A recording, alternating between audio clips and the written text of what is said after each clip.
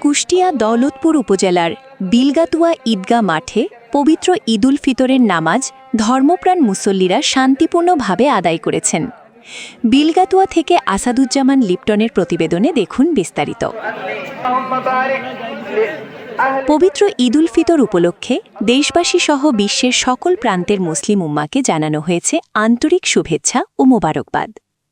আত্মশুদ্ধি ও সংযমের আদর্শে মাসব্যাপী সিয়াম সাধনার পর আনন্দের বার্তা নিয়ে আসে মুসলিম বিশ্বের সর্ববৃহৎ ধর্মীয় উৎসব ঈদুল ফিতর।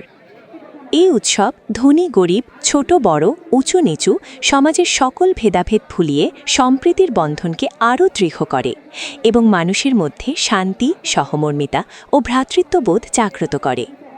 ঈদের এই আনন্দঘন পরিবেশ হিংসা, বিদ্বেষ ও বিবিধের অন্ধকার দূর করে মানুষের হৃদয়ে নিয়ে আসে নির্মল প্রশান্তি। সবশেষে মুসলিম উম্মার সুখ, শান্তি ও সমৃদ্ধি কামনায় মহান আল্লাহর দরবারে বিশেষ দোয়া করা হয়।